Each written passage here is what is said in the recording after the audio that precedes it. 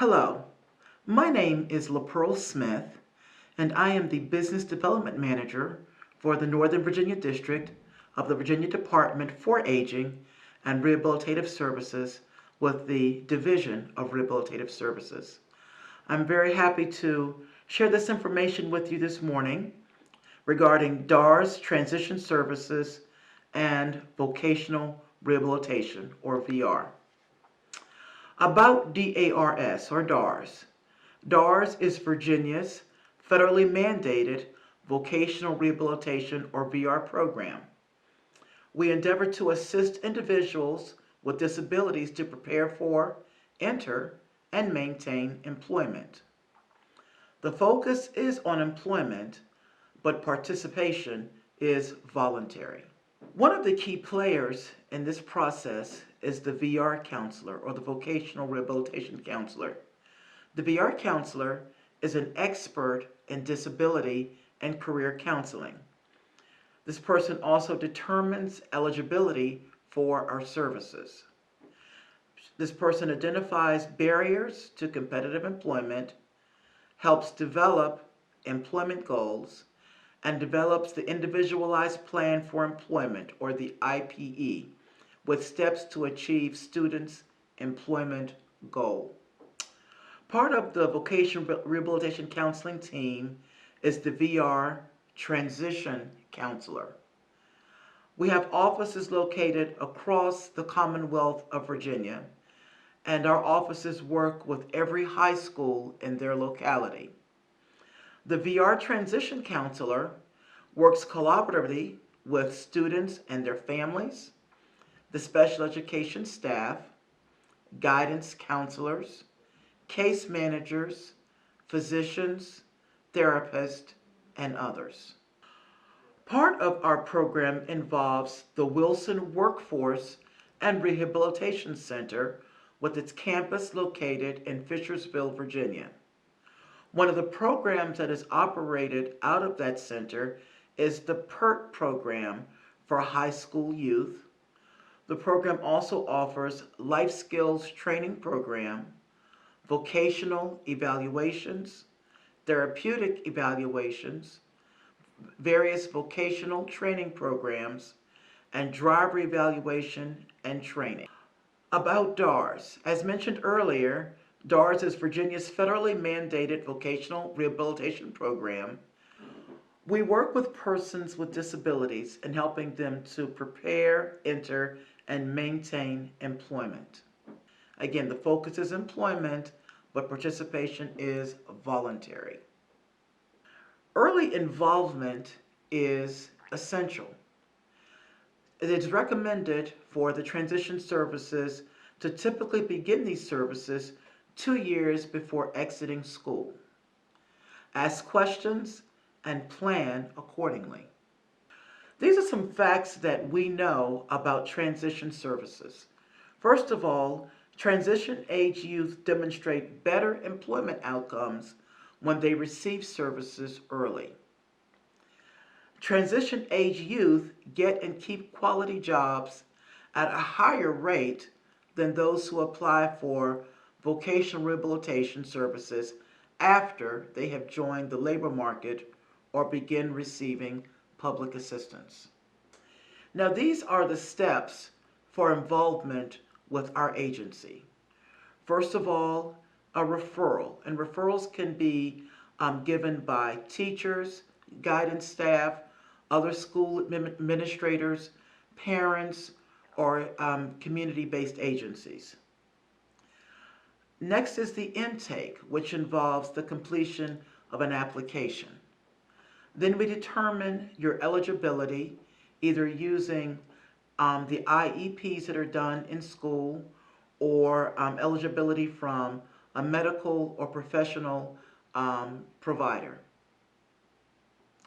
In some states, and where funds may not always be readily available, we need to institute what is called order of selection, meaning that you may have to go on a waiting list. But again, that is a case-by-case basis.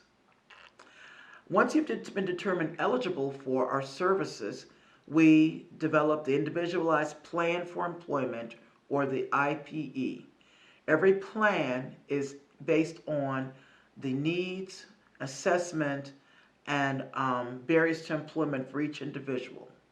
After the plan is completed and agreed upon by the participant and the counselor and parents, if parents are included, then services are established. After successful completion of all services, then the case can be closed in successful rehabilitation, which usually means employment.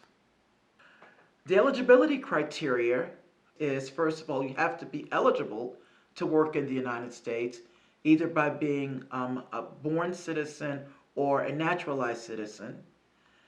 You must have a documented disability for our agency. And again, that documentation can be from a school or educational professional or a medical professional. You must have a barrier to employment which could substantially limit your ability to be able to work. They must be able to benefit from our services. And our services include requiring services to prepare for, enter, and engage in or retain employment. Now, some of the functional limitations that could be considered would be things like mobility. Say, for instance, if a person has to utilize a wheelchair to be able to get around, or if the person has other physical incapacities. Self-direction, meaning that a person may have challenges in being able to follow directions or knowing what they have to do to prepare for the next step. Self-care, if a person would need to have like a personal assistant to help them get dressed in the morning. Interpersonal skills would be challenges as far as like socialization, getting along with others. Communication skills, that could be if a person has a hearing impairment or a speech impairment. Work tolerance, which would be things like if a person may need to have a modified work schedule or basic work skills. Now here's some issues to think about. First of all, will a person need modifications or accommodations to be able to work successfully? We do have an excellent rehabilitation engineering team in our agency that is able to go in and assess a person's work site to see what modifications or accommodations are needed, including technology, whether it be using iPads or iPhones to be able to work. Effective communication skills. Organizational skills. Will a person need assistance in getting from one place to the other? And that might include doing some transportation training as far as like how to use public transportation, or if that person may need to have other services available to be able to get from home to work. Training or supervision to obtain or maintain work skills. Work stamina. Work habits, or if a person will need adaptive or assistive technology. Part of that would also include the possibility of working with an employment services specialist, or what we call a job coach, and these people are part of a community-based organization that partners with our agency. Some other issues to think about.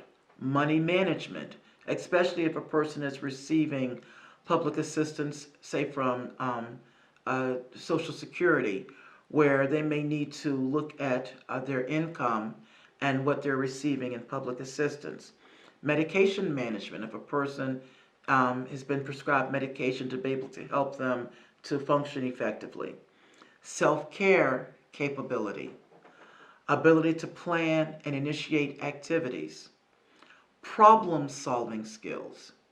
Interactions and relationships with others, or self-advocacy skills. If a person needs to advocate for themselves in the workplace to receive the appropriate accommodations. I'd like to spend some time talking about the Individualized Plan for Employment, or the IPE. And this is developed after DAR's eligibility is established. First of all, it is created cooperatively with the student, the family member, service providers, and DARS counselor. It works in parallel or conjunction to the student's IEP.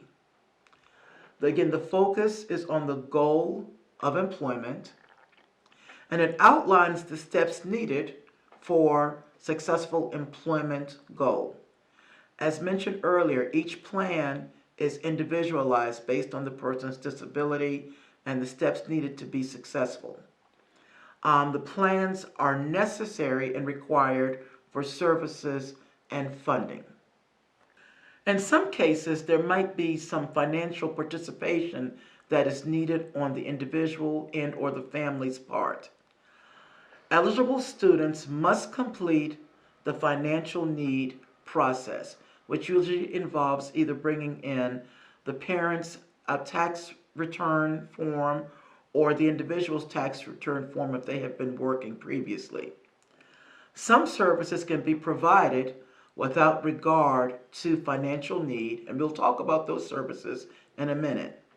Some services involve financial participation on the part of the student and or the family.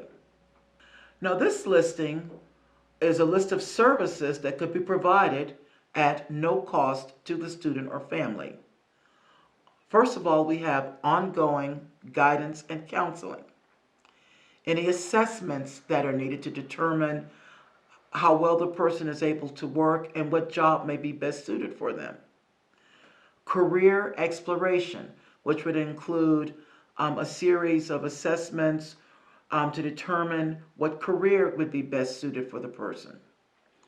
Job seeking and placement skills. Things such as how to look for a job, how to complete an application, how to prepare for an interview, how to do a resume. On-the-job training or unpaid work experiences.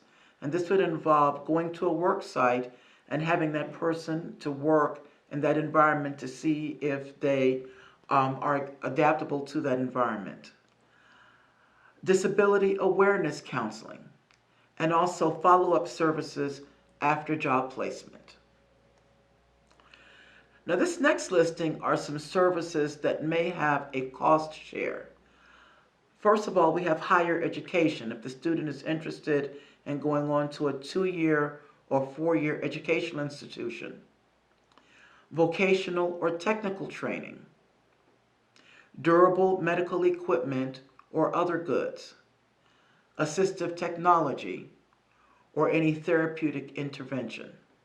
We're always available or accessible through our website, which is www.vadars.org, or by our 800 number, which is 800-552-5019. For those that use TTY for communication, the number is 800-464-9950. We also have offices in our Northern Virginia district. Our Fairfax office with the phone number 703-359-1124. Our Alexandria office, which is 703-960-3411. Or our Leesburg office, phone number 703-771-4775. And here is my contact information.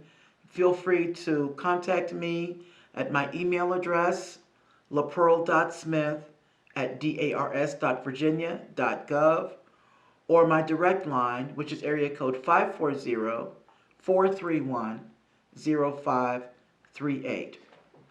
Our goal at the Virginia Department for Aging and Rehabilitative Services and our Division of Rehabilitative Services is to assist you and facilitate the process of successful employment.